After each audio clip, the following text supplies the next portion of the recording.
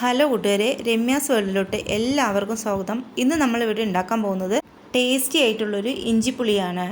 നമ്മൾ ഏതൊരു സദ്യ ഉണ്ടാക്കുമ്പോഴും അതിൻ്റെ ഒപ്പം തന്നെ ഒഴിച്ചുകൂടാൻ പറ്റാത്ത ഒന്നാണ് ഇഞ്ചിപ്പുളി. അപ്പോൾ നമുക്ക് ഇഞ്ചിപ്പുളിക്ക് ആവശ്യമായിട്ട് എന്തൊക്കെയാണ് എടുത്തിരിക്കുന്നതെന്ന് നോക്കാം. ഞാനൊരു 100 ഗ്രാം ഇഞ്ചിയാണ് ഇവിടെ എടുത്തിരിക്കുന്നത്. ആ ഇഞ്ചിയെല്ലാം കഴുകി വൃത്തിയാക്കി തൊലിയെല്ലാം കളഞ്ഞതിന് ശേഷം നമുക്ക് ചെറിയ ചെറിയ കഷ്ണങ്ങളാക്കി ഇതുപോലെ വട്ടത്തിലാണ് കേട്ടോ ഞാൻ അരിഞ്ഞെടുത്തിരിക്കുന്നത്. അതെല്ലാം ഒരു പാനിലോട്ട് എണ്ണ ഒഴിച്ച് എണ്ണ ചൂടാകുമ്പോൾ അതിലോട്ടിട്ട് നന്നായിട്ട് അതൊന്ന് വറുത്തെടുക്കാം. ഒരു ഗോൾഡൻ കളർ ആവുന്നത് വരെ നമുക്കതൊന്ന് വറുത്തെടുക്കാം കേട്ടോ. വറുത്തതിന് ശേഷം നമുക്കത് തണുക്കുന്നതിനായിട്ട് മാറ്റി വയ്ക്കാം.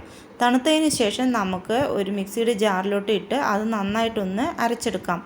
അങ്ങനെ ഇതുപോലെ ഞാൻ അരച്ചെടുക്കുന്നുണ്ട് കേട്ടോ.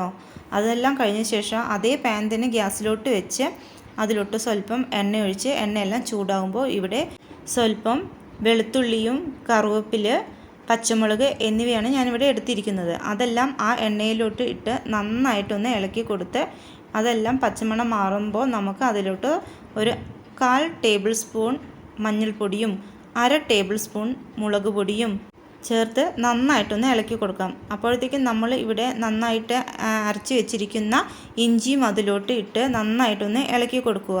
അതെല്ലാം ഇളക്കി കൊടുത്തതിന് ശേഷം നമുക്ക് ഇവിടെ ഞാൻ സ്വല്പം പുളി വെള്ളത്തിട്ട് വെച്ചിട്ടുണ്ട്. ആ പുളിയെല്ലാം നല്ലോണം പിഴിഞ്ഞ് ആ വെള്ളവും അതിലൊഴിച്ച് അതോടൊപ്പം തന്നെ 1/2 കപ്പ് വെള്ളം വേറെയും ഞാൻ അതിലോട്ട് ചേർക്കുന്നുണ്ട് കേട്ടോ. ഇത് സ്വല്പം ലൂസായിട്ട് വേണം ഉണ്ടാക്കിയെടുക്കേണ്ടത്. ഇത് തണുത്ത് കഴിയുമ്പോൾ ഇത് കട്ട പിടിക്കാൻ സാധ്യതയുണ്ട്. അതുകൊണ്ട് കുറച്ച് ലൂസിൽ വേണം ഉണ്ടാക്കിയെടുക്കാൻ. അതെല്ലാം ഒഴിച്ചതിന് ശേഷം ആവശ്യത്തിന് ഉപ്പും സ്വല്പവും കായവും ചേർത്ത് നന്നായിട്ടൊന്ന് ഇളക്കി കൊടുക്കുക.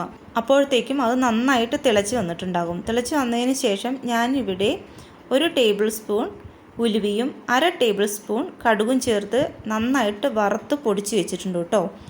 അത് നമുക്ക് അതിലോട്ട് ചേർത്താവുന്നതാണ്. ഒരു 1/2 ടേബിൾ സ്പൂണാണ് ഞാനിവിടെ ചേർത്തിരിക്കുന്നത്. ഉലുവയും കടുകിൻ്റെയും വറുത്ത് പൊടിച്ച പൊടിയാണ് ഞാനിവിടെ ലാസ്റ്റ് ചേർത്തിരിക്കുന്നത്.